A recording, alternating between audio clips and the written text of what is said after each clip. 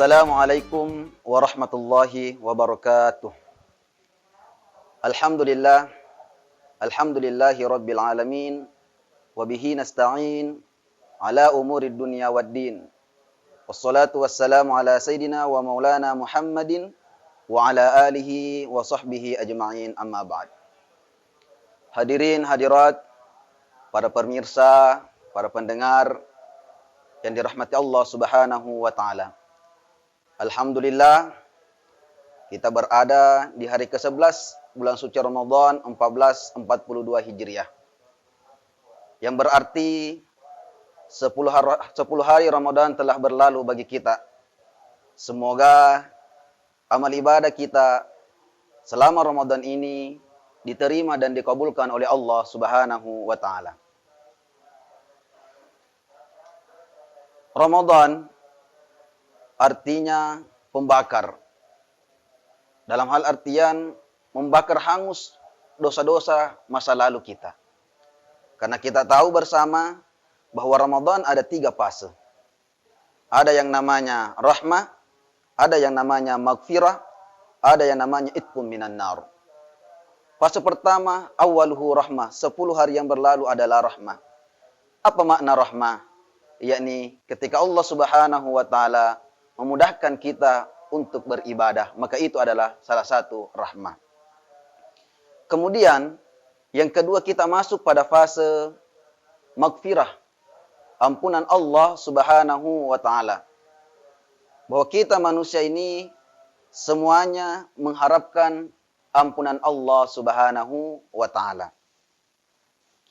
Dalam hal artian kita harus mendapatkan ampunan Allah, maghfirah Allah di bulan Ramadan ini.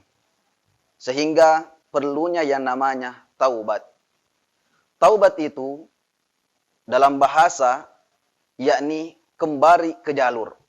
Jikalau kita pernah melihat kereta api pindah dari relnya ataukah jatuh dari relnya kemudian dikembalikan, maka itu salah satu makna taubat. Kita manusia ini banyak melakukan kesalahan, kekhilafan, maka harus kembali ke jalan Allah Subhanahu wa taala untuk dihapuskan dosa-dosa masa lalu kita. Maka hadirin yang dirahmati Allah Subhanahu wa taala. Taubat merupakan mensucikan terhadap kesalahan dan kekhilafan kita. Sehingga menjadi penting dan menjadi kebutuhan bagi kita. Siapa manusia yang tidak pernah bersalah di dunia ini? Tentu semuanya pernah bersalah, maka membutuhkan yang namanya taubat maghfirah Allah Subhanahu wa taala. Sejatinya ada 3 air mata yang tidak akan dijilat oleh api neraka. Yang pertama, air mata karena kerinduan kepada Allah Subhanahu wa taala. Kemudian yang kedua, air mata ampunan, mengharap ampunan kepada Allah Subhanahu wa taala, air mata taubat. Kemudian yang ketiga, air mata karena protes melihat kemungkaran yang terjadi. Hadirin yang dirahmati Allah Subhanahu wa taala. Maka dari itu Allah Subhanahu wa taala memberikan Ramadan bagi kita. Memberikan kesempatan yang luas di mana Allah Subhanahu wa taala membuka lebar pintu maafnya. Maka rugi bagi kita mendapati Ramadan tidak mendapatkan ampunan Allah Subhanahu wa taala. Kemudian, bagaimana trik atau cara untuk mendapatkan ampunan Allah Subhanahu wa taala? Oleh ulama kita, Hujjatul Islam, Imam Al-Ghazali menjelaskan ada 7 cara. Ya, ada 7 yang harus kita lakukan untuk mendapatkan ampunan Allah Subhanahu wa taala. Ya ayyuhallazina amanu tubu ilallahi taubatan nasuha. Ya, kita harus bersungguh-sungguh taubat kepada Allah. Yang pertama, yakni tinggalkan perbuatan dosa yang kita lakukan. Ya. Hadirin yang dirahmati Allah Subhanahu wa taala. Ketika kita semangatnya untuk melakukan suatu dosa, kemudian kita tinggalkan, maka itu yang namanya taubat. Berbeda jikalau sudah tenaganya tidak mampu untuk melakukan suatu kesalahan, kemudian dia berhenti. Tetapi yang dikatakan taubat adalah ketika semangatnya bisa melakukan suatu kesalahan, tetapi dia meninggalkannya. Maka itu termasuk salah satu jalan taubat. Kemudian yang kedua, memperbanyak istighfar. Astaghfirullahalazim, memohon ampun kepada Allah Subhanahu wa taala. Ternyata istighfar bukan sekedar penyuci dosa bagi kita, tetapi merupakan salah satu jalan untuk dimurahkannya rezeki kita oleh Allah Subhanahu wa taala. Imam Ahmad bin Hanbal suatu ketika diperjalankan oleh Allah Subhanahu wa taala di suatu kota, yang mana kota tersebut dia tidak mengetahui arah dan tujuannya dan tidak memiliki keluarga. Sampai di masjid, setelah sholat isya ingin berbaring di masjid tersebut, ingin tidur, istirahat, diusir. Akhirnya keluar dari masjid, setelah itu mencari, melihat ke kiri, ke kanan. Tidak ada yang bisa menolongnya. Di depan masjid ada rumah, ternyata rumah tersebut adalah pembuat roti. Pembuat roti yang mana selalu senantiasa mengamalkan istighfar. Astaghfirullahalazim. Di setiap membuat adonan kuenya, rotinya, dia membaca astaghfirullahalazim. Akhirnya Ahmad bin Hanbal penasaran. Wahai Pak Tua, apa yang engkau amalkan, apa yang engkau baca ketika mengadon roti? Dia menjawab, sesungguhnya yang saya amalkan adalah istighfar. Astaghfirullahalazim. Lalu apa yang kamu dapatkan dengan mengamalkan istighfar? Pak Tua menjawab, sesungguhnya alhamdulillah segala yang saya minta diberikan oleh Allah Subhanahu wa taala, dimurahkan rezeki, jadanan, jualan roti saya laku. Termasuk bagi kita bapak-bapak, ibu-ibu yang menjual takjil, sembari menunggu pembeli kita memperbanyak istighfar. Sembari menunggu pembeli untuk suasana lebaran kita memperbanyak istighfar. Maka insya Allah Allah Subhanahu wa taala memudahkan jualan kita.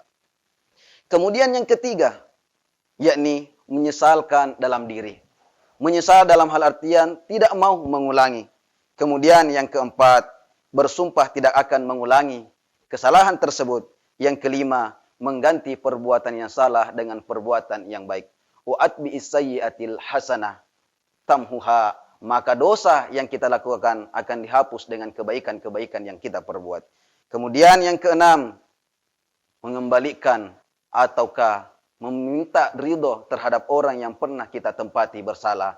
Serta yang ketujuh adalah meminta maaf terhadap orang yang pernah kita tempati bersalah. Hadirin yang dirahmati Allah Subhanahu wa taala, maka 7 hal ini jikalau kita lakukan, itulah yang dikatakan Imam Al-Ghazali, akan diterima taubat kita kepada Allah Subhanahu wa taala. Jangan risau, jangan gelisah dengan dosa yang banyak kita lakukan. Tetapi yakini dan pasti pintu maaf Allah Subhanahu wa taala jauh lebih luas. Jikalau kita mengibaratkan dosa kita bagaikan buih di pinggir pantai, bagaikan pasir di pinggir pantai, yakini bahwa ampunan Allah Subhanahu wa taala seluas samudra. Ada ungkapan bijak yang mengatakan bahwa rintihan taubat para pendosa